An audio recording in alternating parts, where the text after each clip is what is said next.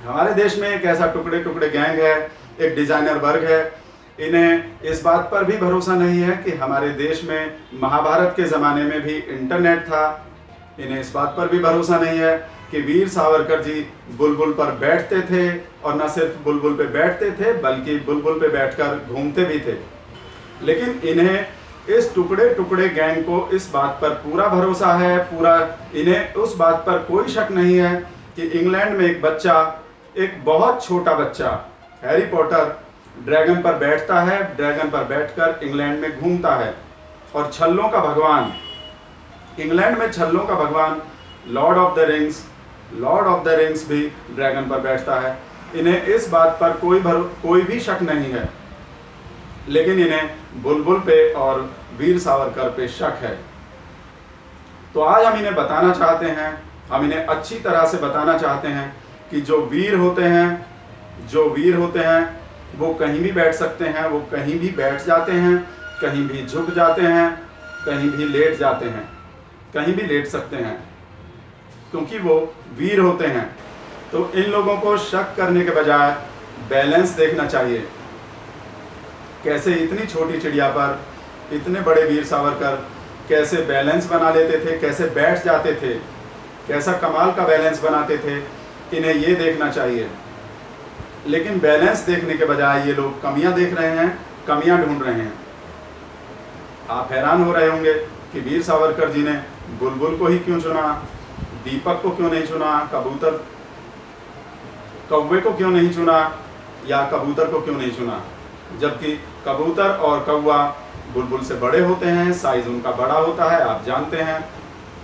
और वीर सावरकर जी को भी बैठने में ज़्यादा आसानी होती, अगर कौवा या कबूतर होता ज़्यादा जगह मिल जाती और वो अपने साथ एक्स्ट्रा लगेज भी साथ लेकर जा सकते थे थोड़ा बहुत। तो इसकी वजह है माइलेज। बुलबुल माइलेज अच्छा देती थी। आप यूं कह सकते हैं कि बुलबुल उस जमाने की मारुति सुजुकी थी, और कौवा और कबूतर हुंडई या होंडा समझ सकते हैं आप उनको। तो बुलबुल का माइलेज बहुत अच्छा होता था।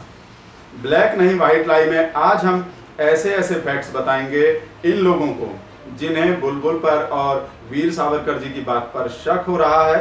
आज हम ऐसे ऐसे फैक्ट्स आपके सामने रखेंगे कि आज के बाद ये वर्ग, ये टुकड़े टुकड़े गैंग कभी भी हमारी प्राचीन तकनीक पर शक करने की हिम्मत नहीं करेगा। हम ऐसे ऐसे फैक्ट्स आपको बताएंगे। हमारी रिसर्च में पता चला है कि जब वीर सावरकर बुलबुल पे घूमने जाते थे और कभी कहीं बीच रास्ते में थक जाते थे, तो रुककर बुलबुल का गाना भी सुन लेते थे, नाच मेरी बुलबुल के पेंशन मिलेगा। यानी जैसा आज हमारी गाड़ियों में जैसा इंफोटेनमेंट सिस्टम होता है, म्यूजिक सिस्टम होता है, ऐसे ही बुलबुल का अपना एक म्यूजिक सिस्टम होता था। और वो सिर्फ सावरकर जी को सिर्फ एक डेस्टिनेशन से दूसरे डेस्टिनेशन तक सिर्फ ले जाने का ही काम नहीं करती थी, बल्कि उन्हें उनका एंटरटेनमेंट भी करती थी।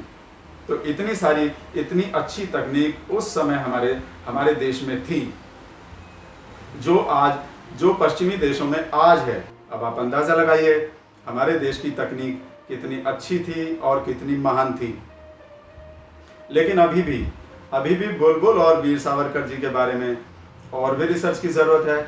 हमारी सरकार और रिसर्च कर रही है।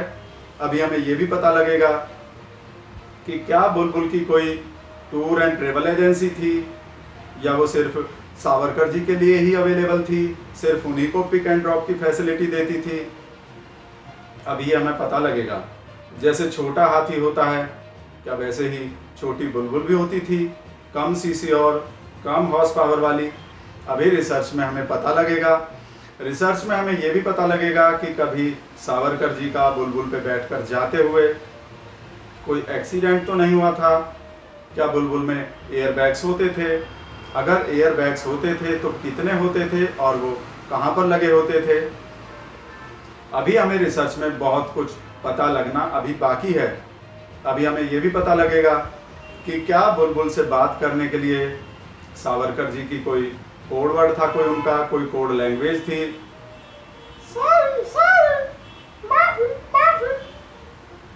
क्या सावरकर जी ऐसी कोई आवाज निकालते थे जिसे बुलबुल समझ जाती थी और फौरन उन्हें ले जाने के लिए आ जाती थी। अभी हमें पता लगना बाकी है, या बुलबुल ही अपनी तरफ से कोई ऐसा इशारा करती थी, कुछ बोलती थी, या सावरकर जी खुद जेल के सलाखों से, जेल का जो जंगला होता है उसमें से खुद कोई चिड़िया बनकर निकलते थे। तो कैसे बैठते थे बुलबुल पर, बुलबुल को कैसे टर्न करते थे, बुलबुल पर कैसे किस लेवल पर आकर बुलबुल पर बैठते कैसे थे, अभी ये हमें रिसर्च में पता लगेगा। यानी हमें रिसर्च में ये सारी बातें पता लगेंगी। अभी वक्त हो गया एक सूसू ब्रेक का। ब्रेक के बाद आपको बताएंगे, आपको एक बहुत ही बड़ी और बहुत ही अजीबोगरीब घटना बताएंगे। हम आपको बताएंगे, ब्रेक के बाद आपको ये बताएंगे कि जब एक बार सावरकर जी बुलबुल पर बैठकर जा रहे थे तो हवलदार बाज और एसआई चील ने उन्हें रोक लिया था, क्योंकि उन्होंने ट्रैफिक सिग्नल तोड़ दिया था। तो तब सावरकर जी ने अपना डीएल दिखाने के बजाय कैसे माफीनामा दिखाया था और आसानी से छूट गए थे। हम इस घटना का पूरा ब्यौरा आपको देंगे, तो बिगड़े रहिए हमारे साथ और देखते रहिए ब्लैक नहीं व्हाइट लाई चार्ट तक पर।